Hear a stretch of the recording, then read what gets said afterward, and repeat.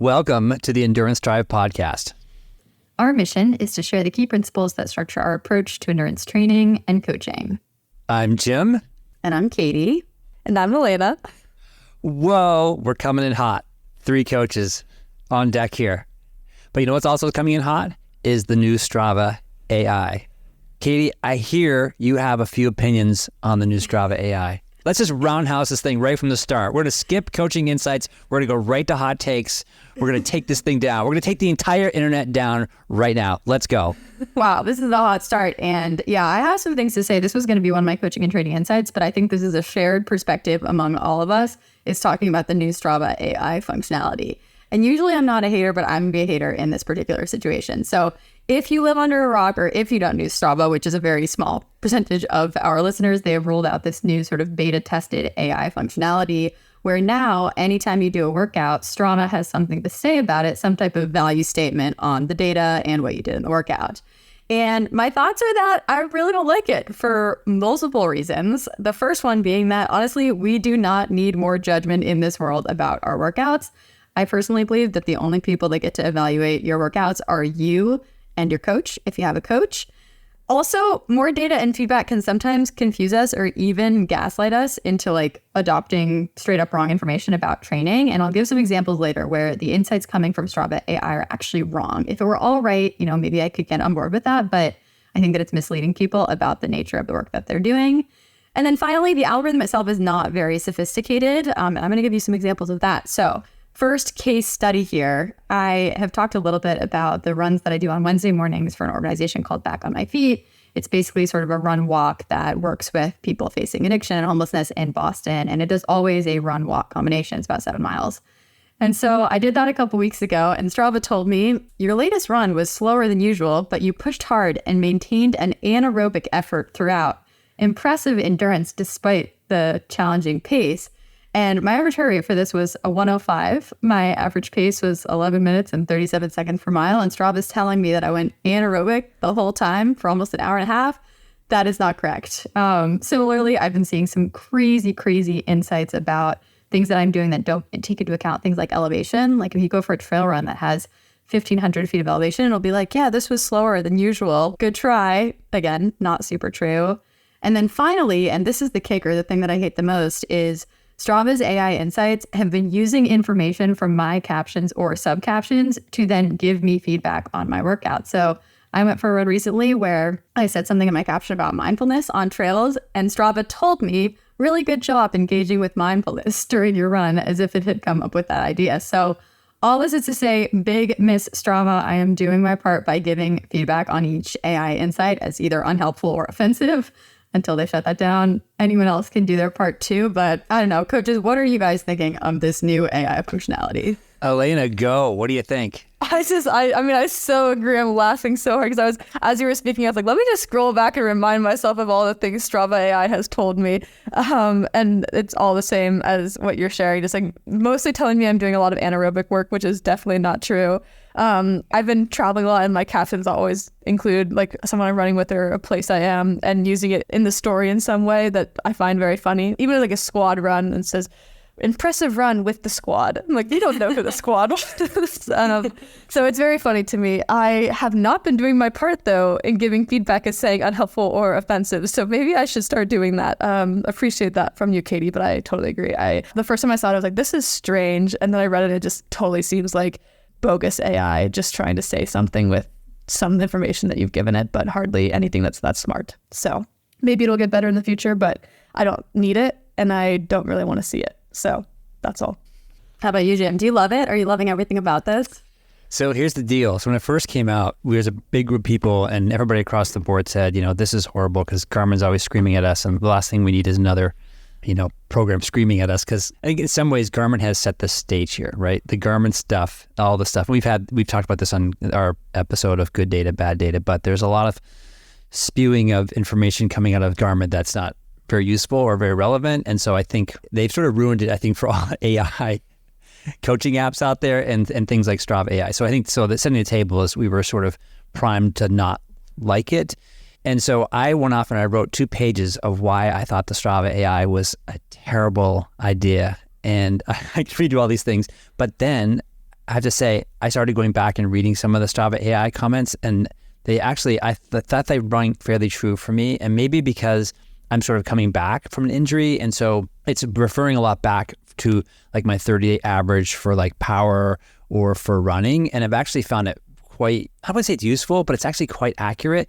And like for yesterday, I went for a run, did some run walk intervals as well, like up a hill. And I think it did take into vert. And it basically came back and said, yeah, it looks like you were a little bit slower, but you climbed a lot and you did basically some run walk. And it was a mixture of, easy and sort of anaerobic, which was all kind of true. And I think a lot of times in the last like week when I've looked at the descriptions, I have to say, I'm like, actually, it seems fairly accurate, at least from my perspective. But again, mine might be a little bit different because, I do have a sharp, I think, upswing in fitness because of my injury and coming back from my injury. So maybe it's sort of giving me positive feedback, if you will, as opposed to really negative feedback. But I don't know. I sort of look back now at the things I wrote and I'm like, I don't know if that's true or not. But Jim's spreading love, not hate. Wow. I really, yeah. I can see it. Yeah, I would say I don't think that at least it never comes across as negative to me. It's definitely trying to be positive. Maybe I get offended because it's very patronizing. It's like, good job. Even though this was slow, you did a great job over this terrain or something like that. And it's like, I don't know. I'm like, I could have told you that for myself. It's just a strange idea to have another like thing there that's putting something in human readable format that is not me. Maybe I'm just not used to it, Like I'm used to understanding my data and I'm not used to like having a human readable sentence try to synthesize my data. That's not me already doing that in my brain. So there's maybe that element too of like a little cognitive dissonance. But I think also too is, so we're all coaches and our job is to look at 360 of all of our athletes. And so clearly it's not looking at the 360. So it doesn't refer to, our LSS, our life stress score. It doesn't know like I had a bad day. It doesn't know all this stuff like I'm in a recovery week. It doesn't know any of this stuff. So it takes a very sort of transactional approach. And, for us, we're trying to find deep and meaningful, first of all, relationships with our sport, which this is not going to do. This is not going to help us with that. We're also thinking about it in terms of the long term. It's not helping us really with the long term of stuff. And it's not looking at the 360. So in that sense, I think not just Strava AI, but I think all these coaching AIs are going to have a real problem because they're all going to face that problem of being transactional and not looking at the full picture, the holistic approach to the athlete. Totally. And I think my biggest complaint here is actually not necessarily that always the stats are wrong for every single person. I have found that they're often not right for me just in terms of aerobic versus anaerobic, et cetera. But I do think that the biggest issue that stands out is that you can't turn it off right now. So you have to see that no matter what. And I think even with Garmin, there's sort of a convoluted way that you can turn your data off if you don't want to know that you are unproductive or your training readiness is bad or something like that. But Strava just hasn't even given us the choice so far. So hopefully there will eventually be a point where you could choose whether you want that or not. But especially when it's going to use stuff from your caption to tell you something about you and your squad and your mindfulness and all of that, it just feels a little bit icky to me. So anyway, we respect the idea of trying to educate people and get them more involved with their own training. But I don't know, this is still a pretty big miss on my end. Yeah, I think the bottom line here is that Strava AI is not there to help you. It's there for you to spend more time in their application. And that's the bottom line, right? It's a social media platform. I've spoken about social media many times on this podcast as the modern cigarette. And I do feel that Strava, just in general, is a fairly positive social media platform, maybe the most positive one I know out there. But still, this whole Strava AI is designed for us to get more dopamine hits and to spend more time in their application. So we are the product. That's really why they rolled this thing out. And it's just, in Strava, we call it Strava AI. This is basically ChatGPT repackaged in Strava. Totally. Well, I think with that, I'm cooling down. I think I'm ready to do my coaching and training insights, if that's okay with you guys, and not be so heated about this situation. Let's go. Katie, what you got? All right. So 2 insights for me. First one here is I've had a couple athletes racing. I actually had a big weekend of racing last weekend where 6 of my athletes had their races. And prior to that, I had a couple athletes come to me sort of within that 2 to 3 week window before race day and saying that they were just feeling a little bit under the weather. And they were asking like, should I push through and should I do these workouts or not? And my response to anybody who's within that 2 to 3 week window of their race day is do less because the hay is in the barn. And I think we've talked about the idea of the hay being in the barn before, but I kind of wanted to drill into it just so everyone can keep that in mind as they're getting ready for races. We have a lot of fall marathons, half marathons coming up. And the idea of the hay is in the barn means that once you get within, say, 2 to 3 weeks of race day, we are not trying to gain any more fitness. All of the hay, that's the fitness, is stacked in the barn and ready to go. And the only thing that you can do at this point is sort of lose hay. And so you want to preserve it at all costs. And if we want to keep that barn analogy going, like keep the barn doors closed, basically lay down, basically rest, hydrate, fuel, do everything that you can.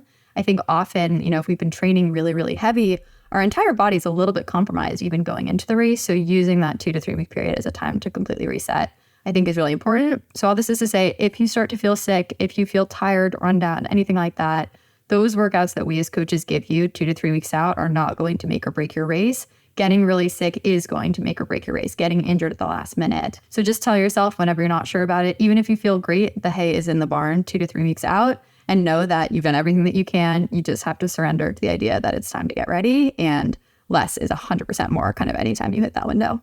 Yeah, totally agree. That kind of agrees with one of my experiences and one of my insights also with coaching right now, because a lot of my athletes are about to go into their marathons, and a few of them had like those little injuries as they were building, and we took a little time, so they didn't have as big of a build as maybe we were originally planning.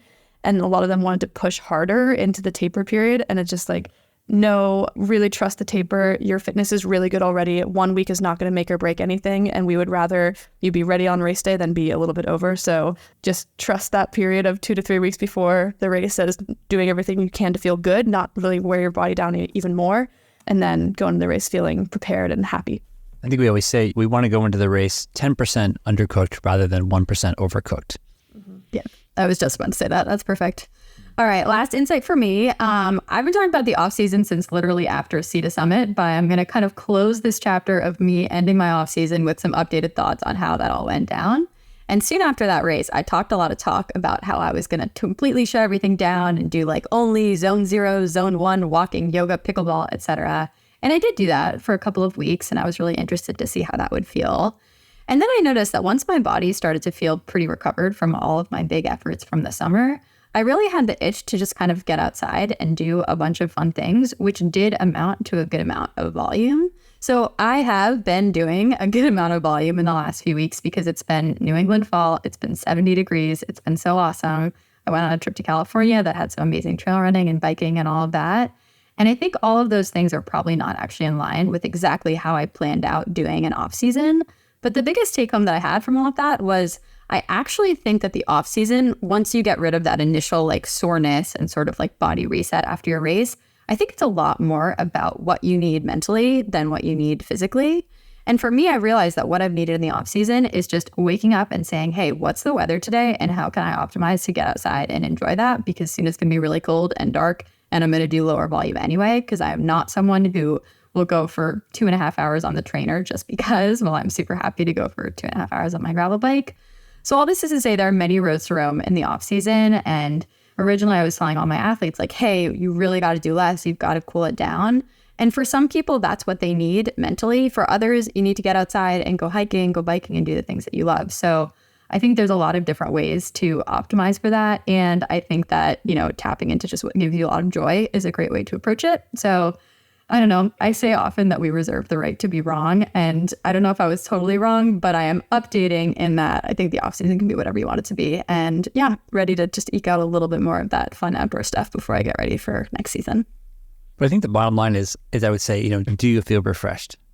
I do. I'm sleeping great. I just love my gravel bike. I love trail running, and I am forecasting being excited to get back into a training block in January. So that kind of sounds like off-season goals achieved to me. And it's sometimes hard to quantify that person to person, because some people to get to that point, I think, need 4 weeks of being sedentary. And some people need 4 weeks of something different. There's a whole lot of different ways to get that done. But yes, I feel refreshed. Thank you for asking. And I'm hoping that that'll set me up pretty well for next year as well.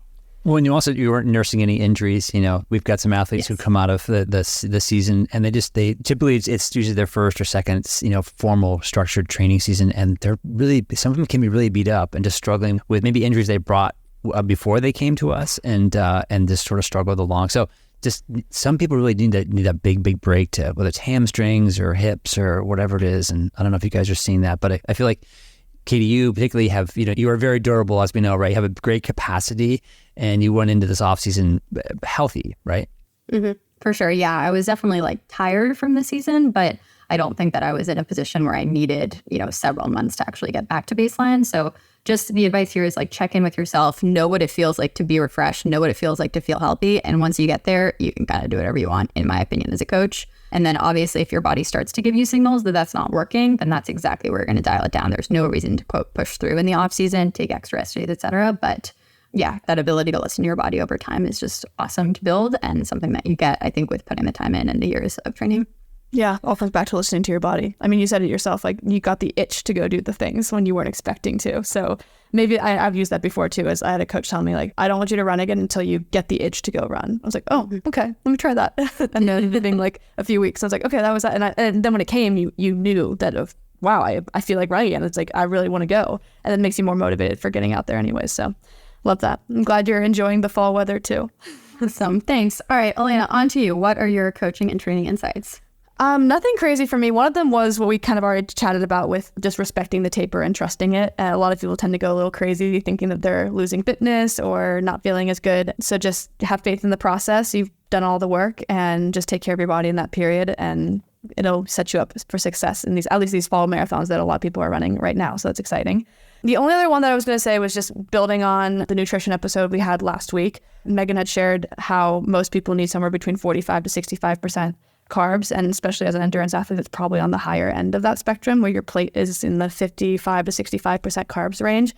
I found as I went back and I started tracking some of this for myself and went back and thought about this, there was just a lot of societal conditioning that I had been raised with around having protein shakes and having more protein, having protein heavy meals. That had started honestly for me when I was like a kid, of just like hockey practice, I'm smaller than the boys, get protein and build up my muscle, etc.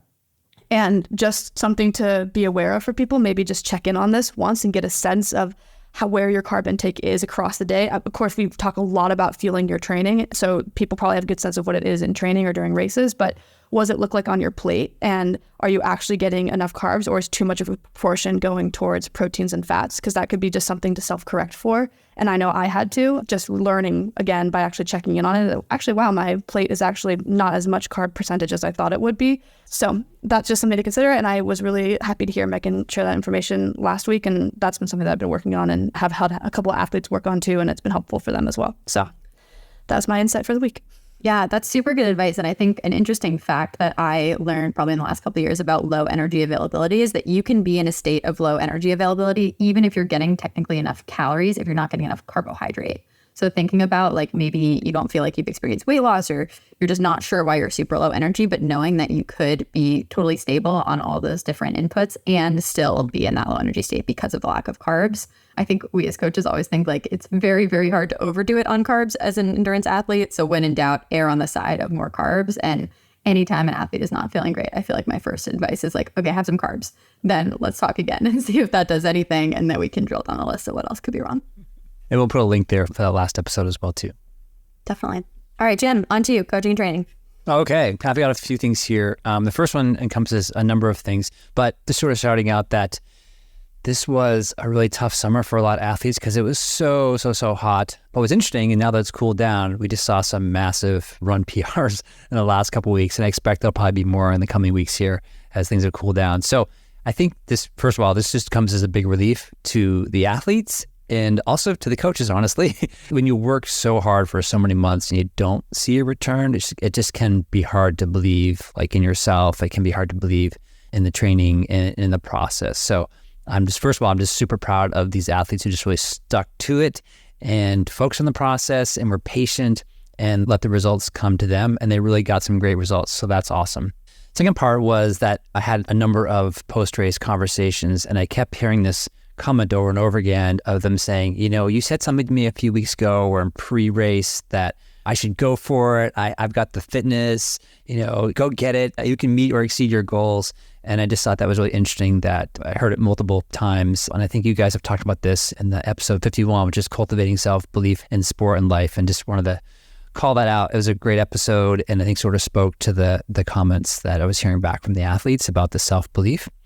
Either coming from yourself or coming from somebody in your network. So Another point on this heat is that so next year I really want to focus a lot of attention on this heat adaptation and training, and I'm starting to dig into that a little bit more now because I just believe that heat and humidity, it's like really the biggest X factor for a lot of our athletes, because I think here at the endurance side, we've addressed a lot of the physical. We've started to really address and focus on the mental side of things and the fueling and the pacing. So anyway, I'm psyched for 2025 season to really focus on what can we do, how can we help with heat training and heat and humidity. And those who are interested, I put a little link in here for the Norwegians have a heat training method. And so, of course, we all go, oh my God, the Norwegians are doing this. So anyway, this is called the Norwegian Heat Training Method Final Race Prep, and this is for Kona. So that's my first point. Can I ask a question about their method? Do they wear the Patagonia microbuff while they are doing their trainer sessions, or what's the secret sauce? They should. Well, I think honestly, so I think that some sort of heat suits are going to become something that we're going to play around with. And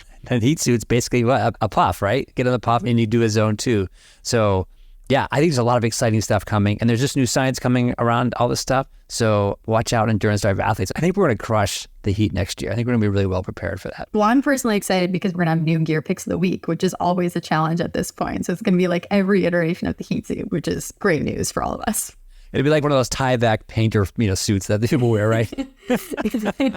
And my gear pick of the week is a black trash bag. Wear it. Perfect. Okay, my second one here is called pre-race snacking. Speaking in carbs, so I had a call with an athlete who's running the New York City Marathon. And as we sort of walk through the logistics of race morning, her race starts at 11 a.m., but she starts making her way to the race at 6 a.m. And so this is just a reminder for a couple of things that pre-race jitters, this adrenaline and pre-race adrenaline burns a lot of glycogen. So it's very common for athletes to feel flat or hungry early in races because they just burned through so much sugar in the pre-race than they normally would in training, where we don't have those same nerves and extended logistics. So the next point here is that just bring snacks. We always talk about this. Bring snacks, bring a water bottle, drink and snack as you make your way through pre-race logistics. And for this athlete, that's a 5-hour window. That's a huge window, right? And it's easy to forget as there's lots going on a race morning. You're all pumped up. You've got, all kinds of stuff going on. But anyway, just be cognizant and just keep snacking and try to show up at the start line 100% glycogen filled the best you can.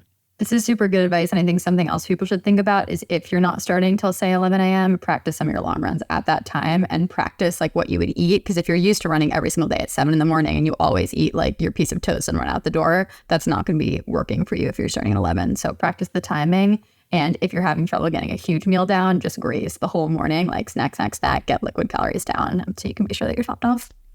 Next point here is we had one of our athletes ask about cold weather riding gear. So I started writing it out and I realized, oh my gosh, this is a pretty long list. And so anyway, I put a Google Doc link in here for all the recommended products, but this covers things like gloves, shoes, overboots, socks, tights, knickers, which are my favorite, leg and arm warmers, jerseys, jackets, and headbands. And I think, Katie, you're going to probably add to that list as well too. And so we'll have a really big comprehensive list of like, if you want to ride in the cooler weather, when I say cooler weather, mostly for a lot of athletes in the Northeast or probably even just, most of the US, like I think about building my cycling wardrobe around like 45 degrees Fahrenheit plus or minus 5 degrees. Cause I know a lot of athletes don't want to ride like at 20 and at 50 or 55, you can probably get through with most stuff that you already have already. And my last point here is kind of a call out to, speaking of social media, I came across Precision Hydration's Instagram account. And I've never used any Precision Hydration. I know they've been in the game for a long time. I do think that they're part of this wave of new nutrition, like Morton, like Scratch, Precision Hydration, that's really developing some really high quality carb sources for race day. But anyway, what I liked about their Instagram account was they have all these little brief case studies in fueling for different events. So it's just like one picture and it says, okay, this person, this is the athlete, this is the event they're doing, this is their target carbs, their hydration, and their sodium per hour. So it's just a really quick way to go through stuff and say, oh, look, this person's doing a gravel race, this person's doing an Ironman, this person's doing this. And I think you'll start to notice that there's a commonality between the numbers. But anyway, I just thought it was a very informative Instagram account and a place that's just got some education. So go check it out. Awesome. Thank you, Jim. Well, I think that's it for our coaching and training insights, which means we get to go into our main content that I don't think we've even introduced yet today. And this is a fun one. So we've brought Elena on. This is the reason the three of us are here to talk about trail running and ultra running. If you are new here, Elena is an incredible ultra runner. You should go back and listen to her recap episode from winning the Canyons 100-mile race back in the spring. But she brings just such a wealth of knowledge to this particular topic. And Jim and I actually have a lot of trail running experience too, kind of more in that off-season fun space. But I think the three of us have always remarked on how a lot of these big principles that we use in triathlon come from trail running principles, it goes the other way as well. So we're just going to tell you all about why trail running is so awesome and important. So Jim, I'm going to hand it over to you to moderate today and ask one's questions and share some trail running experiences, and we will go from there. Okay, so our agenda is to turn all of our triathletes into trail runners, right? Great, my mission. Yes. So our clickbait title is going to be like, how you can crush your Ironman with trail running. That's going to be our clickbait title, right? Exactly. But it is true. So just keep listening here. So anyway, yeah. So let's start off. We're going to throw some questions out here. But who should trail run? Everyone, I would say. I mean, there's truly everyone. I mean, I think trail running. First off, as you were introducing it, you were saying you guys obviously have a lot of experience trail running as well in the off season or in the fun capacity. I would say most trail runners probably get into it in the fun capacity because it's just such an incredible way to explore and be outside and be in nature. On top of that, it's an incredible cardio workout. But not only is it just cardio because of the trails and the uphill and the downhill, it includes a lot of durability, it's kind of like hitting two birds with one stone as it goes, because you are out there, your break will pay off for you, you're getting some lateral motion, you're still really building that cardio engine.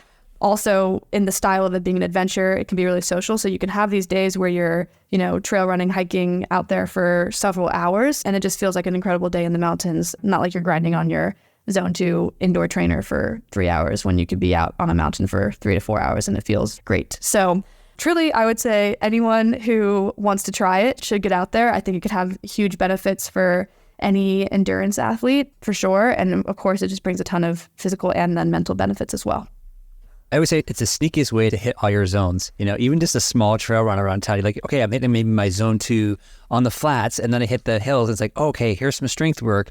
And then, I got to hop over here. Okay, there's some lateral movement. Okay, look at my heart rate's up in tempo, or this is a really steep hill. Now I'm in threshold. But then I go back again. And then it's concentric on the way up and then eccentric load on the way down. So I just feel like it hits all these things that we, as triathletes, we tend to get stuck in our, we got to go road run, we got to go to the track, we got to go to the gym, and we got to have this workout, we got to have that workout, speed on Tuesday and the long run on this day.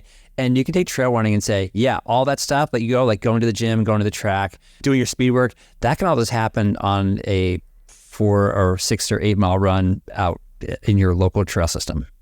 Yeah, and maybe to my own disservice, because for a while I didn't go to the gym because of that, but I also worked that back in. Okay, so this begs the question, how do we get started at trail running? What are the basics? Okay, I'm a triathlete. I don't know about this stuff. How do I get started? Okay. Yes, basics. Well, there's a few places to start. I'll say maybe logistically and then more at a holistic level. So logistically, you probably need some trails to go to. If you're really just dabbling a little bit, maybe you already do this, but if you're running roads and there's some sections that go off in parks and you're kind of just getting off of pavement a little bit, that's a really good way to dabble a little bit into running trail. It might be really flat, but if there's routes or whatever and you feel like you enjoy that, that's a really cool way of testing it out. I know that I've had several friends running around Boston on the Charles River, and there's a few sections where you can kind of get off on these little trails that would go along the river.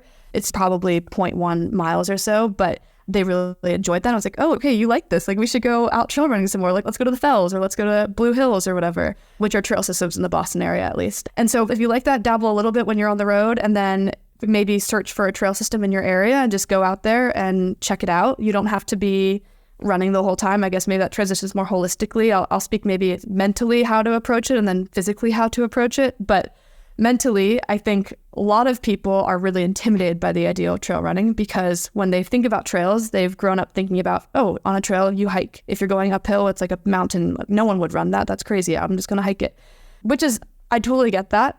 It's very fair. I think once you just change that switch to thinking I'm just going to move as efficiently as I can across this trail, whether that means I'm going to run for a little bit, I'm going to hike for a little bit, etc., it opens the world of possibilities to the idea of trail running. So just try to switch your perspective to, I could run parts of this and I don't need to run all of it, but just have that openness. And then the second part of that is I know a lot of people tend to try to compare paces right away. So if it's like a flat trail system, they think, well, my zone 2 might be 10-minute miles on the road. I'll probably be running 10-minute miles on this trail. And that's just not going to be the case likely.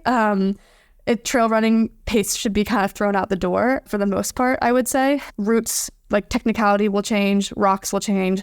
Uphill, downhill, you might not even know you're going uphill when you're going uphill. There could be mud, etc. Like many, many things will slow you down. So really, really try not to care at all about pace. I think a good way to think about it is like you're kind of just running along and you're adjusting based on how you feel. So if you feel like you like are totally out of breath, then you're going to switch to hiking mode. And then if you're, okay, I feel like I could move like little short strides again, kind of granny gear, tiny strides up the hill, etc. So there's a mental shift to be made, just like throwing away your pace expectations, which I think can frustrate a lot of people that are coming at it for the first time, that are so used to thinking in terms of very predictable paces that they see on roads.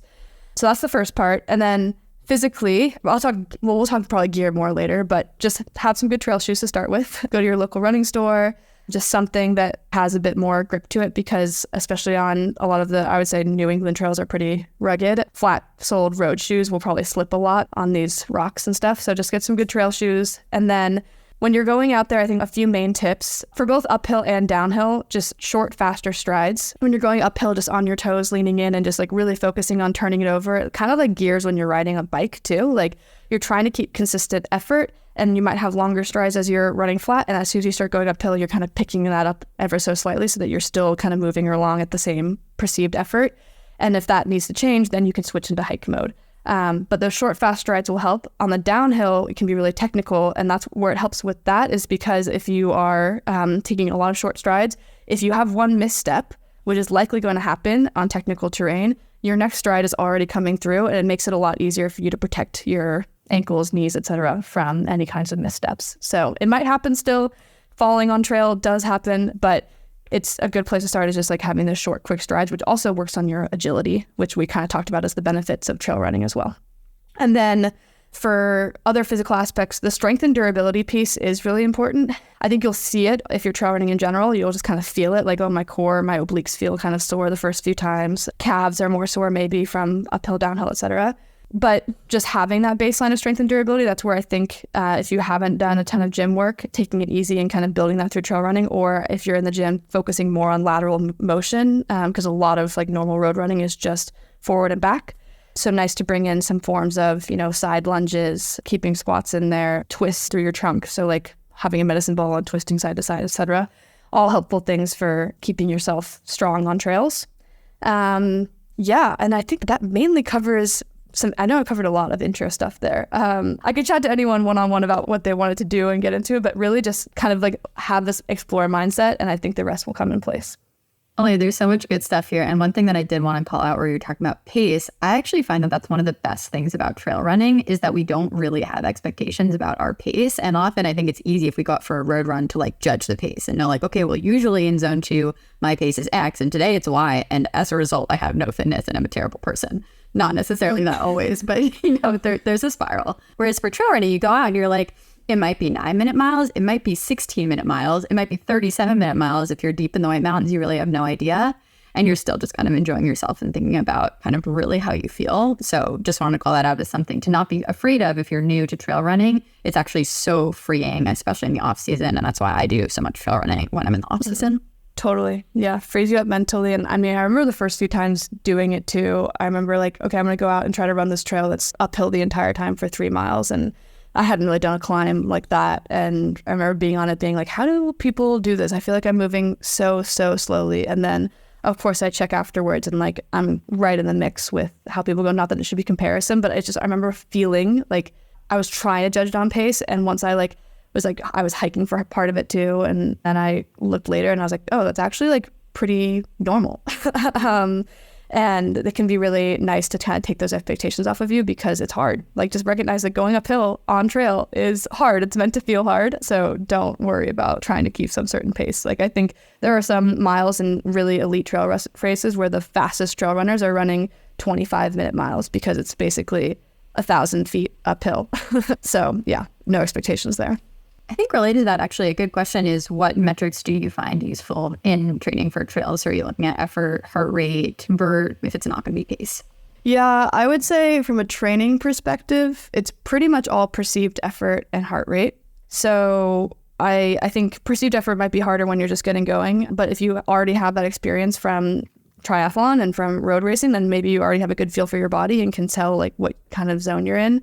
Heart rate is obviously a lot more predictable, or you know where it is, but it can be hard to maintain your heart rate on uphills. So there are times where I'm like, I'm okay flexing my heart rate on this trail segment. I'm not going to like be glued to it because the trail is so variable.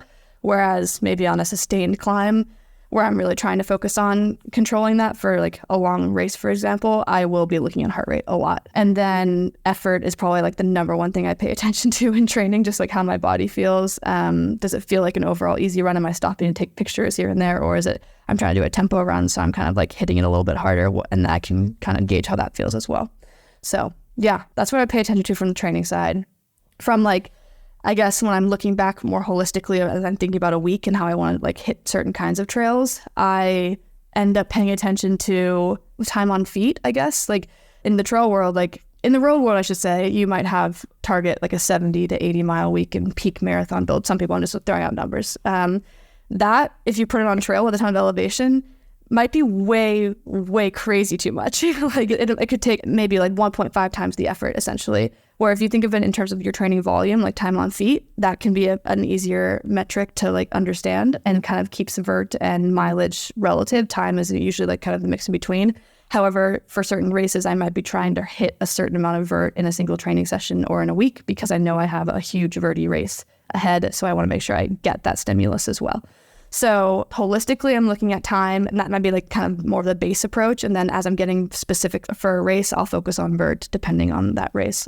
So I would say that's kind of how I think about it. And that's a big switch for a lot of triathletes are looking at their CTLs and all this other stuff and TSSs. And I think when you get into trail running, we have to move from a triathlete mindset of the CTL and the TSS into more, like you say, like into more time on feet. Vertical is a huge one. And there are things like you can, like you mentioned, like using heart rate, which we are well aware of if you're a cyclist or a triathlete. And then also something you can do is you can add, if you're really into the training stress score, you can add 10 per 1,000 feet of elevation gain or drop if you really, really, really want to, get a little more accurate with your TSS. Because I know sometimes I do that. Sometimes I'll track that as well. I don't know if you track that, but I haven't, but maybe I should. It might be interesting if I like do it like a data crunch for a week or two and see what that looks like. But cool. I think going back to our previous point here, something that's prevented me from trail running sometimes is just not having the courage to go out and learn the trails. And I think that sometimes when I say, oh, I want to go trail run, and there's still trail systems around here that I haven't been to yet. And the reason why is I don't want to stop, right? And the problem is I'm in workout mode. I'm not in exploration mode. So I think you have to get into exploration mode and say, I want to go run this trail system. I know I'm going to stop 10, 15 times, look at the map. I know I'm going to get lost. I'm probably not going to run the number of miles that I want to run. I'm probably going to be all over with my heart rate, and just sort of resolving that. It may take me, 2, 3, 4 times in this trail system to learn it. And there's a startup cost, right? But still going out and exploring is super fun, and it's still exercise. And so I know for me personally, I just have to sort of get out of that mindset of pace and heart rate and running straight through. And I can't stop. This is my workout. Yeah, I think it's a really good way of putting it, because I even get into that state sometimes too. I remember moving to Boston and being like, it took me way too long to get out to Middlesex Fells because I was just like, that seems really hard to figure out that trail system. There is such a startup cost, but it is so beneficial because it forces you then to get your head out of the numbers, which can be, I think, huge for your training sustainability, for feeling like just having a break from it, for actually building fitness in a way that's not so intense on your mindset. So I think there's a good reason there also just for forcing that effort on yourself. And one tip here is if you were to, you can go in Strava and you can map this stuff out. Sometimes what I'll do if I'm going to explore a trail system for the first time is I'll like maybe go with my husband and hike it and say, all right, this is the first time that I'm going here. I'm going to map it out on Strava. I don't mind having my phone out, staring at it, following the dots, so I know exactly where I need to go. And then the next time I go, maybe I can do a workout because I've at least been there once before, because I'm not going to like stare at my phone, try to follow the dot. I will fall flat on my face if I do that somewhere in the fells. So yeah, just use hiking also as an opportunity to explore. And that really forces you to shift the mindset as well. So if you are an aspiring trail runner, but you mostly are around roads, or you have some trails around? Like, what's your mix of, and it's probably different for everybody. It's all in context, right? If you're in Boston, it's one thing. If you're in New York, it's one thing. If you're in the Upper Valley, it's another thing. But what's some general advice of like, how do you mix it up? How do you look at a week, for example? And then, how do you improve like your skills on the trails? Yeah, I've definitely had to experiment with this living in a few different places. So maybe I'll talk through a few different scenarios. So for example, in Seattle, I had some cool trails that were pretty close to me. I had a few urban trails that were not that big, but mostly road. So how I would structure it in a place like that, I would do my speed workouts were almost always still on road because it was just easy. I could go out and hit it. That's where pace maybe matters to me. I'm trying to hit certain kinds of efforts, et cetera. And that was easy to maintain. And then I would always plan a big weekend adventure. That's when I would go do trails, and I would go further out and do that. And then as my easy runs, I might have some road depending on the day if it's a busy day, and then one like trail easy run to exploratory with friends. And maybe that would be a city urban, or it would be out on trails. So to summarize that, it would probably be like a little bit half and half, where road was still probably, if you looked at my actual number of runs, more were on road, but probably equal time was on trail because I did a longer thing on the weekend that was on trails, and that was part of it. In Boston, there was a lot less access to trail, at least for me, and I was pretty busy in school, and I did a ton of road. And so how to focus on some of that trail specific work, I probably was lucky that I already had a bit of a base, but I would still, like especially building up to a race, I would go out and like loop fells and make sure that I did that on the weekend, even if I did no trail throughout the week. And that would be all about just being on trail, like not even like workout specific. It was like, let me just like hit this technical section of trail and run down it and run up it, basically like hit the vertical stuff that I wanted to hit because I had vertical races. And then for strength wise, that's where I think the stadiums or hills, I would run Summit Hill. I mean, that's the other thing too, it's great for, I mean, in marathon training, I'm prescribing people do hill sprints too. So it's really not that different than road work. Maybe just put a little bit more emphasis on the hill climbing and the strength, and then the gym work that's related to the strength there as well. Because I actually felt like, while I didn't get to be super trail specific, which I felt in some of the trail races I did when I would fly out west and race while I was living in Boston, I did build a lot of fitness that I think was really good. And you can do that on road with just mixing in a little bit of trail here and there, dabbling and making sure you're maintaining or just practicing that, because you don't need a crazy amount of stimulus there. It's more just for building the strength. So yeah, I would say that was how I approached it in Boston, was mostly road with the occasional trail, and then kind of fostering that adventure mindset. I might have a couple weekends in the winter where I would go try to do skimo stuff on a mountain, and I would drive out there because I couldn't run trail really all that well, but I could at least still get the same kind of like uphill stimulus there. So that was a little bit of the Boston way. And then now in Utah, I have a lot more access to trail. And so I'm pretty much, I would say, half and half number of runs. Half are on trail, half are on road. And then the volume is probably way more on trail. How it just takes longer to be out there and doing bigger stuff on the weekends on trail. And that's obviously probably like the best scenario if you're trying to like train as a specific trail runner. But if you're just trying to like get some of the benefits of trail running, again, you really don't need that much. I think like once a week is a really great place for people to start, or even like once every couple weeks, just to like build that little bit of a stimulus and start experimenting with it. And then if you really enjoy it, then you can seek it out and do like these adventures on the weekend, which I think are always fun ways to think about planning a weekend. Like, not only do I get a 4-hour cardio session to get in, it can be a 4-hour adventure with friends. I get to see beautiful things and explore a new place. So long-winded, but the summary is, I would say you don't need that much trail running. It's just a starting point, and then you can layer on the pieces that you need depending on what your goals within trail are. This is great. I relate to this a lot, actually, in thinking about how I trained for Sea to Summit while living in Boston. So I was very intentional about any type of race simulations. I was going to go somewhere that had a really good trail system, and that was my big day. And I'd practice, running uphill trails off the bike.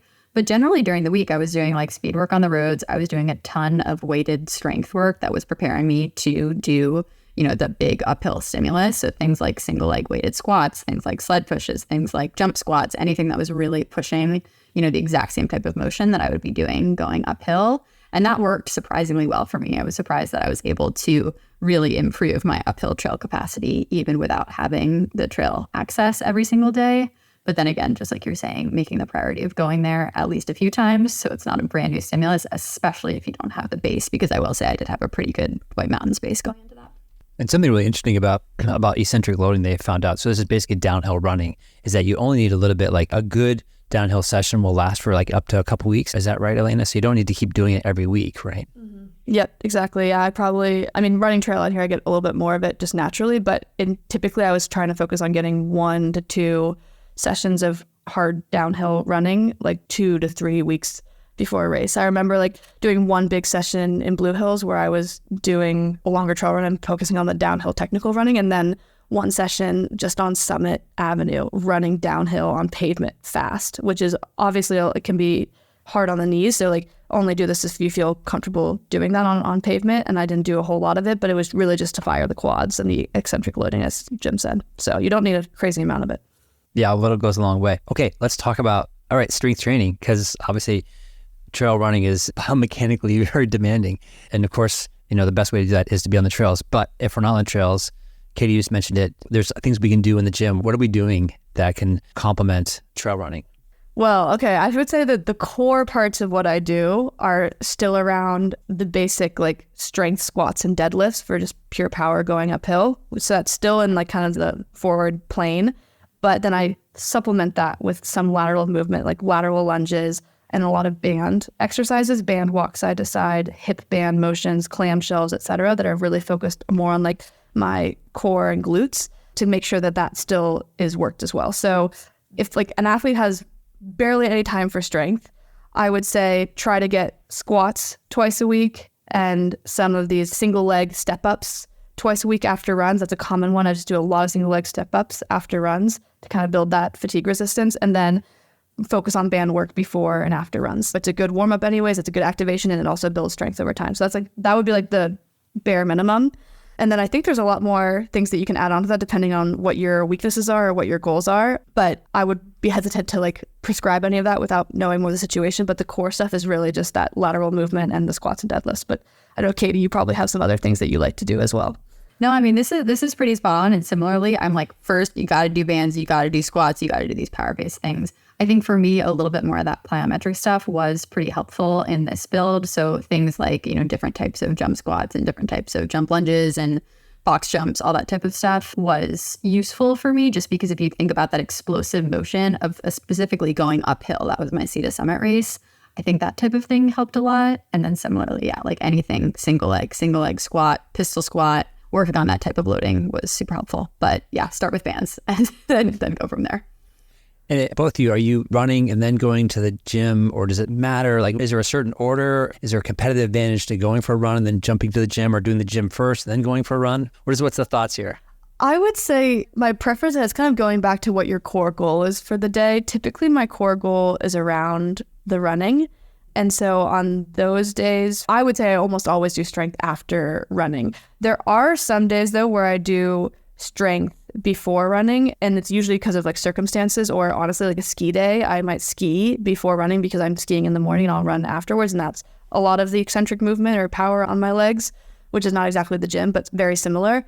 And that's because the running is not the focus that day as much as it's like maybe easy miles. But if the run is my focus, like a longer run or a speed workout, whatever, that's definitely going first. And then I'm doing the gym afterwards. And I think that's actually quite beneficial too, because you're building that like fatigue resistance to do heavy movements or like build strength on already tired legs, which is exactly what trail running feels like. You might have some forced explosive motions of going uphill in mile 20 of a race and your legs already feel pretty trashed. So I find that to be beneficial.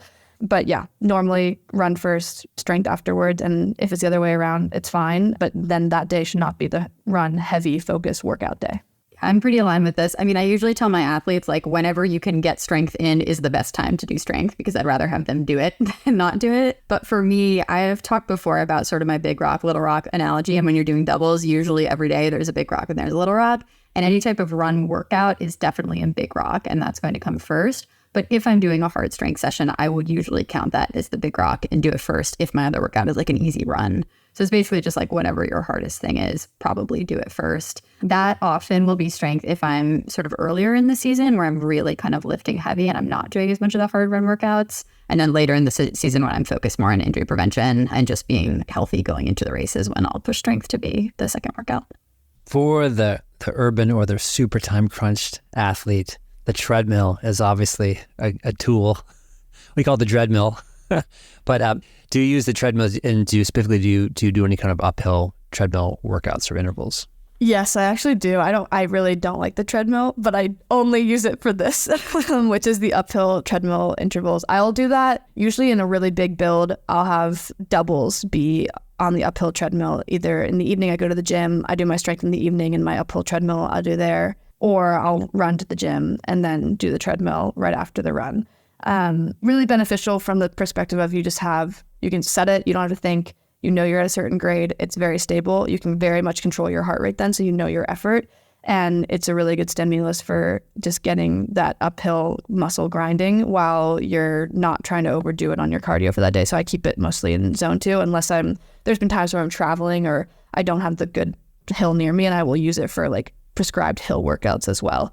Much more rare because I'd much rather do that on actual trails or hills near me, but I've also used it for that. But for the most part, it's like 15 to 20 minutes as a double. Our favorite part, workouts. What's our favorite workouts? What do we like to do out there? Oh, so many. My favorite is just long adventure days, like just mapping out a trail and being like, wow, I want to connect these places. Let's just go for it. Those are my absolute favorite. I don't know if it's exactly a workout so much as just like a long run adventure day. The other ones that I would call out, longer hill repeats, are something that can be done on a treadmill as well for the urban athlete. Just going to a big uphill climb and doing something like a ladder, like maybe like 1 minute, 3, 5, 3, 1 minutes fast, and you can scale that up. So I've done like 2, 4, 6, 8, 6, 4, 2 minutes hard going uphill. And then you're taking kind of a somewhat rest in between, either going back down by running back down or just like really keeping it easy running as you're going up still. So that's a really good one for building a lot of power. It's really hard, but it makes you feel like a beast afterwards. And then the downhill stimulus we kind of already talked about, but those are fun too. It's just going out there and running hard downhill, like 1 or 2 times. Maybe you run easy up and then just like say you're going to rip it down and pray that you don't fall. Katie, any favorite trail workouts you have?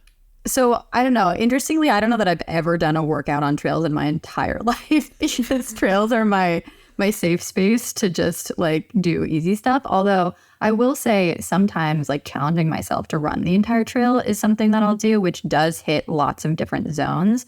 And this isn't appropriate kind of in some trails in the Whites, for example, where you're at like a 30% grade and you need to be climbing.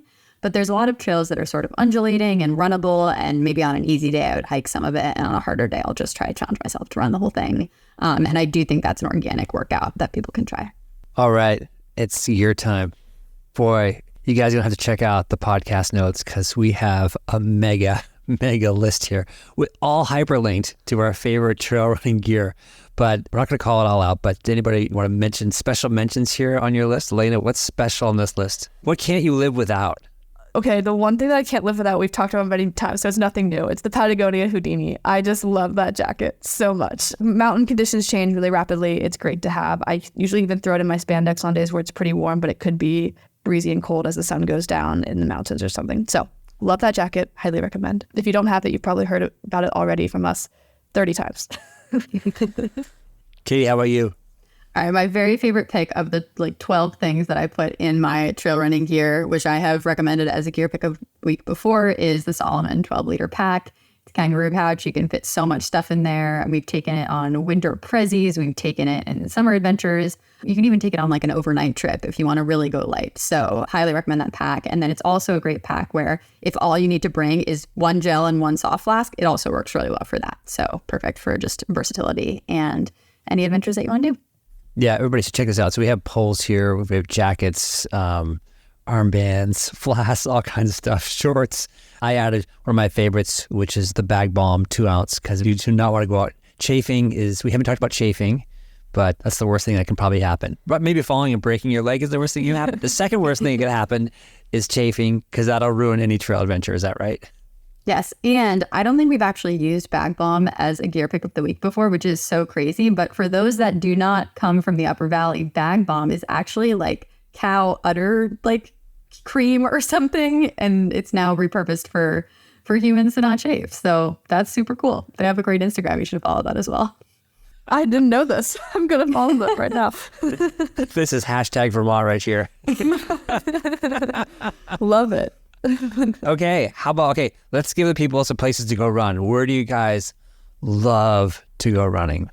Ooh, again, so many places, but in Vermont, I just have a soft spot for Mount Mansfield. It's steep on the way up, but it's punchy. And then running down it was like what I did as a 4-year-old with my dad that probably like subconsciously hooked me on trail running. So just a really fun area.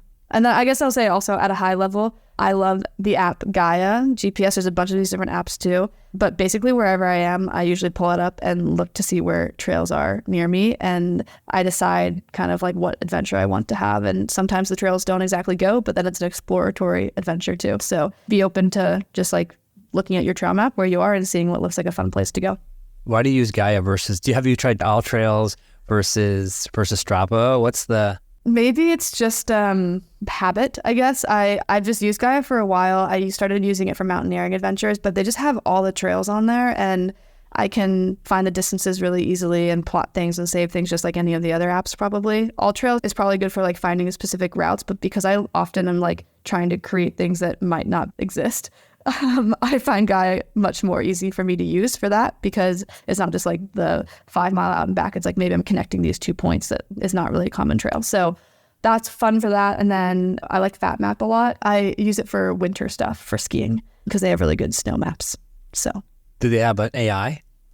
I don't know if they have AI. I hope they don't. They're gonna use it then. Yeah, they're like, this route is a poorly chosen route because And as a result, you're a terrible person. yes, exactly. I'm like, I don't need that. Katie, where do you like to run? Yeah, I'm going to put all these in the show notes. I have a lot of different places. Everyone knows I have a very nomadic lifestyle. So in each place that I love, I've linked a couple trails, but some favorites to call out in the Bay Area in California, check out Windy Hill. I recently recommended that to Elena and she ran it. And I love that anytime I have to go do work in California.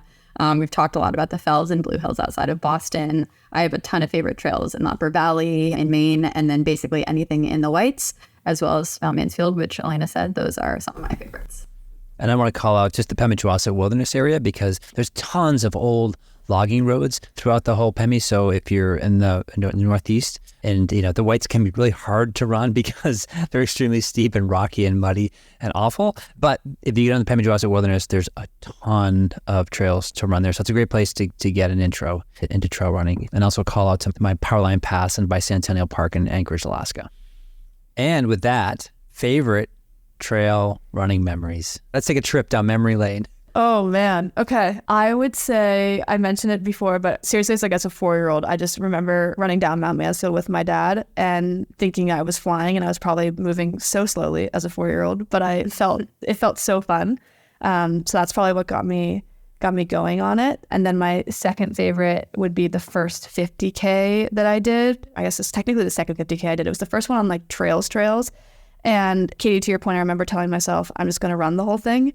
And just that mental idea of trying to run the whole thing was really powerful to me. And the trails were beautiful. They were like flowy single track in Olympic National Park out in Washington. And I ran the whole thing. And I felt like so proud of myself. And it went really well. And I was like, dang, this is so fun. I remember just like whipping around those trails going down, being like, I feel like I'm just kind of floating. And it was just a really cool feeling. So yeah, it's always great when you get those moments. Katie, what about you? Awesome. Yeah, that's trail flow state. That's so good. I have so many memories. One that I will call out was there was March 2021, which was sort of like mid-COVID. We got this day in the Upper Valley and in the Whites where it was 70 degrees. So it's like end of March, but somehow 70 degrees, bluebird day. And Jim, you and I went up and did a presidential traverse. I think it was like on a Wednesday or a Thursday or something, but we were able to clear our calendars and did that. And it was by several hours the fastest Prezi that either of us had done because the entire thing was a sidewalk of snow. And normally it's very rugged and rocky up there, but you could basically run or butt slide your entire way across the Prezi. And I think we both were noticing as we were getting closer and closer to the end, we were closing in on a time that none of us would have ever believed that we were going to be capable of doing. And so we just sent it and like flew all the way down Valleyway, which is the ending, to get back to the car. And it was, yeah, I mean, when you've been living in March and you've been living in February, January, in the dark winter of New Hampshire and Vermont for so many months, it just felt like, you hear like the angel chorus of this is how life is supposed to be. And it was super special. So absolutely love that. And then second favorite one is check out our episode 10 on durability, where we talked about doing Maine's 100-mile wilderness over 3 days as sort of like an ultra. That was also a super special trail day for us. I remember that day, that Prezi day, Katie, we were kind of sort of fast walking, and we went south to north that year, right? And we got to Washington in a record time, just sort of walking. And I could see Katie's eyes going, oh boy, this is going to be a day. And I thought, and I think we both looked at each other and said, this is going to be a fast day. And as soon as I said it, I completely regretted it because I knew exactly what Katie was going to do. She just was like, we're going to run from here, from Washington all the way across. I was like, why did I say anything? Why did I? And I was debating on the way up to Washington going, don't say anything. Don't say anything. You're making great time. Just this is a great day. Don't say a thing. And of course, I had opened my big mouth and off we went. So. And I bet you don't regret it because that's our Prezi PR. So. It was very, very, very fast. Yeah. That's so awesome. Yeah. And my fact, my favorite ones, I've got so many good ones. Katie, the one we did, the 26-mile trail marathon we did just casually from Skyline to the Pacific was really fun. But I just want to call out, like, I think, when you start to trail run, your pace is in your, I call it the trail run bliss. Your bliss is really going to be your own pace. It's very, very individual. And I remember I've done a lot of trail running over the decades, but just in the last couple of years, I really found out that there's just a certain pace that I like to go, which is just, it feels really good. And I'm not much of a runner and I don't love to run, but there's a certain sort of motion and just propelling my body in a certain way when I get on the trails that it's like, oh, this feels really sustainable. It feels really good. And people talk about the runner's high. And I'm like, I don't know if this is the runner's high, but this kind of feels really good. And so I just want to encourage everyone to go out there, and it's still a social thing, but you may want to say to your friends like, hey, I've got my bliss pace that I'm going to go. You guys go and we'll see you at this trail junction, that kind of thing. But when you find that pace that really meets you, it's an incredible feeling. And it might take a little bit to get there, but trust the process. We say that about everything with training. It's going to be like a little awkward at first when you get on those trails, but you will get there. And it's the best feeling in the world that I cannot tap into road running. Like, I've tried and it's not exactly the same. There's something so special with those trails. Maybe it hits different when you're just cruising on a ridge with like wind and beautiful views than just your average road run. So, for sure. Yeah. Awesome. Well, I feel like I learned a lot today. As always, this is awesome. So thank you so much, Elena. And I think with that, maybe let's transition. We're going to do one listener question just for time. And we're still kind of cycling through our Ask Me Anything episode questions. So expect the other ones to be coming in future episodes. But I think actually, Elena, you probably have a good perspective on this one. And it's related to trails. So the question is, how do you approach training for races at altitude when living at sea level besides going to elevation?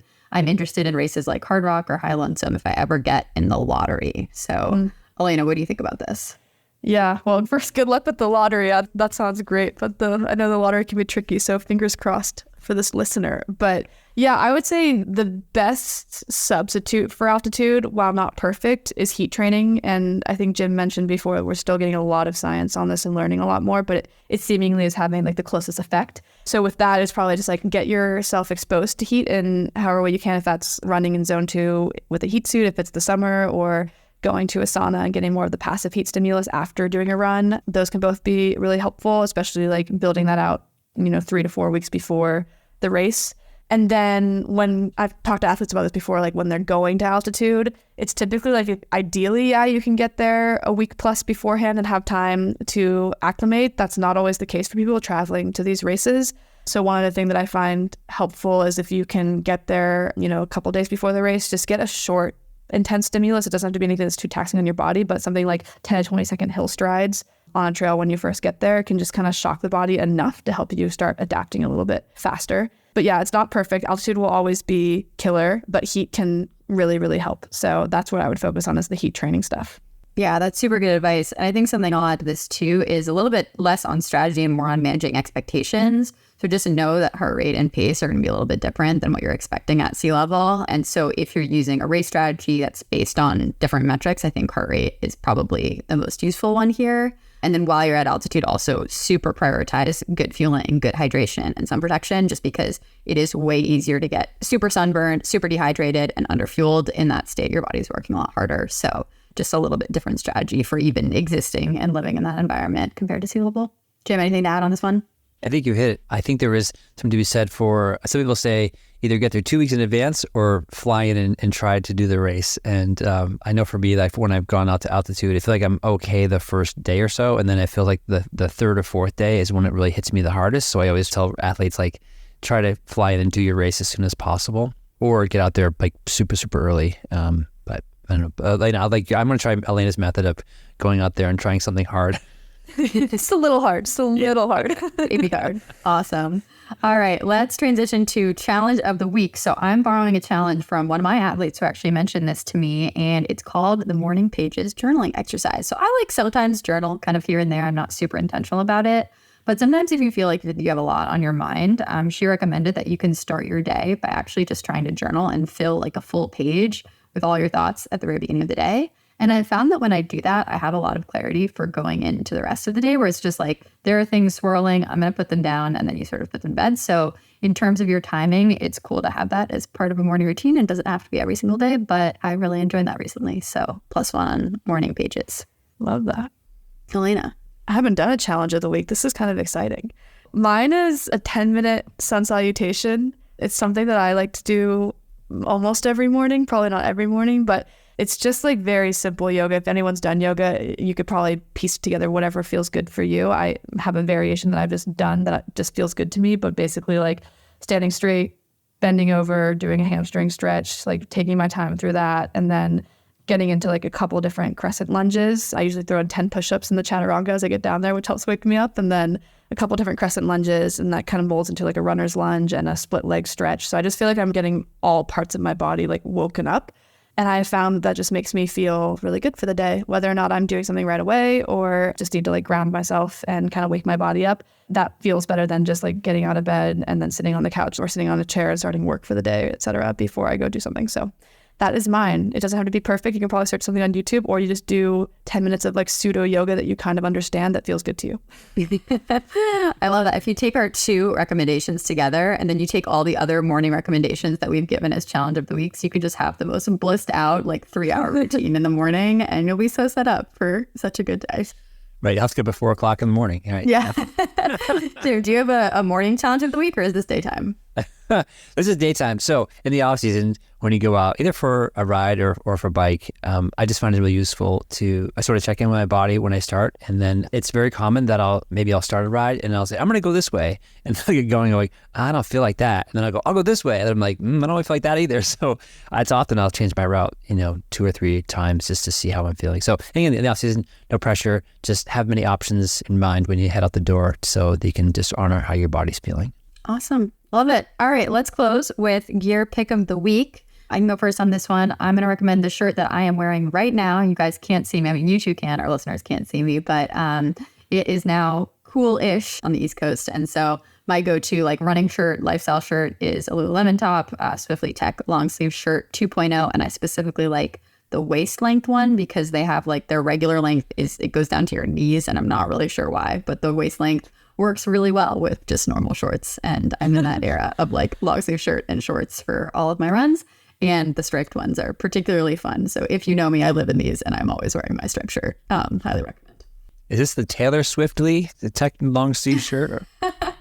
It should be. I mean, honestly, yeah, I like that. I like it even more They're now. capitalizing on that SEO, maybe. Right, we're gonna hashtag Taylor Swift. Yeah, hashtag endurance, hashtag Ironman. Yeah, Yeah, exactly. good job, Katie. That's awesome. Yeah. All right, Elena, gear pick of the week. I kind of already mentioned mine, along with the fact that we are linking so many gear items for trail running. So a big gear week. But mine is the Gaia GPS app. And there's many different options. Maybe just be familiar with one trail app that you really like, get to know its features, etc., because it's so helpful for traveling and exploring new places, for figuring out what is a doable trail, for even just having an idea of where you're going. You can download stuff offline. So I use this all the time for pretty much every day for trail stuff, actually. So I would recommend using Gaia or Fat Maps through Strava, All Trails, etc.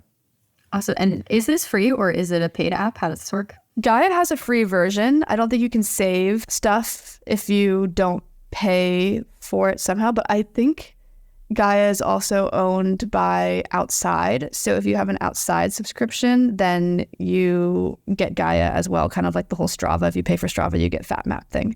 So yeah, there is a free version that you can play around with. I am a paid user. Well, this is full circle because avid podcast listeners will know that, Jim, you once recommended an Outside subscription as your gear pick of the week. So it's just... Oh, there we go. There you go. If anyone has ever bought every single gear pick of the week we've ever said, they're completely ready to go for Gaia. It's Exactly. fantastic. And I think they may have All Trails as well too. I'm not sure. I think they're underneath their umbrella. But anyway, my gear pick of the week: cycling back to heat and humidity.